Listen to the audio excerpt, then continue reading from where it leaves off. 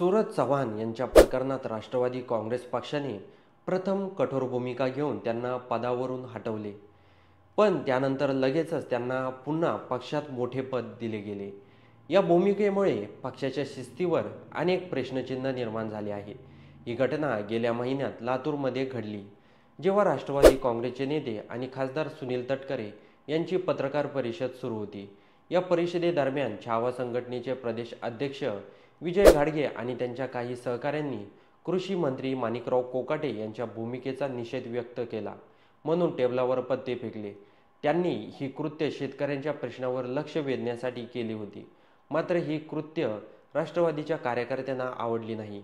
यानंतर लगेचच राष्ट्रवादी युवक काँग्रेसचे प्रदेश अध्यक्ष सूरज चव्हाण आणि त्यांच्या कार्यकर्त्यांनी विजय घाडगे यांच्यावर हल्लाच केला. चव्हाण यांना घाडगे यांना बुक्क्याने आणि कोपर खेळ्याने मारहाण केली. या घटनेचा व्हिडिओ लगेचच सोशल मीडियावर व्हायरल झाला.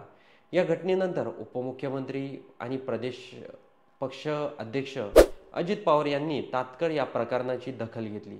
सार्वजनिक ठिकाणी अशा प्रकारची मारहाणी आणि गैरवर्तन पक्षाच्या शिस्तीच्या विरोधात असल्याने त्यांनी सांगितलं की त्यांना सूरज चव्हाण यांना पदाचा राजीनामा देण्याचे आदेश देण्यात आले. त्यानंतर चव्हाण यांनी राजीनामा दिला आणि तो स्वीकारण्यात आला.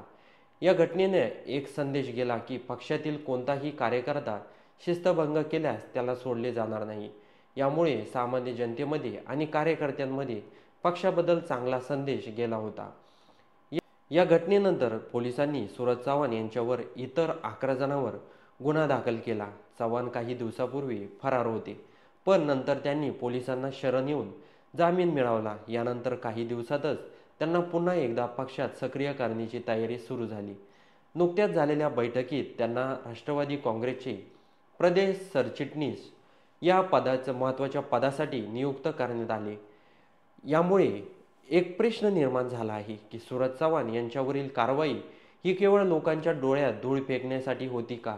एका बाजूला अजित पवार शिस्तीच्या भाषा करतात आणि दुसऱ्या बाजूला शिस्तभंग केलेल्या कार्यकर्त्यांना लगेचच मोठे पद देण्यात येते.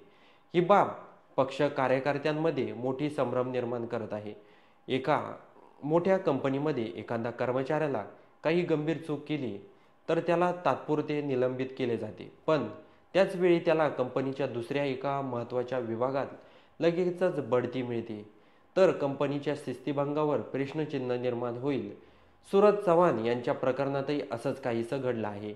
एका बाजूला शिस्तभंगाची कारवाई आणि दुसऱ्या बाजूला पदोन्नती, हे दोन्ही गोष्टी परस्पर विरोधी आहेत.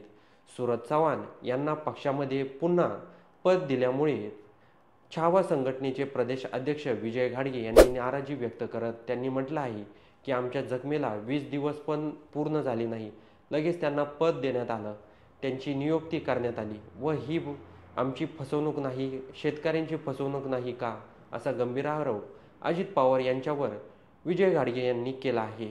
या संपूर्ण प्रकरणाबद्दल तुमचं काही मत असेल तर कमेंट बॉक्समध्ये नक्की कळवा आणि व्हिडिओ आवडला असेल तर सर्वात आधी चॅनलला सबस्क्राईब नक्की करून जा.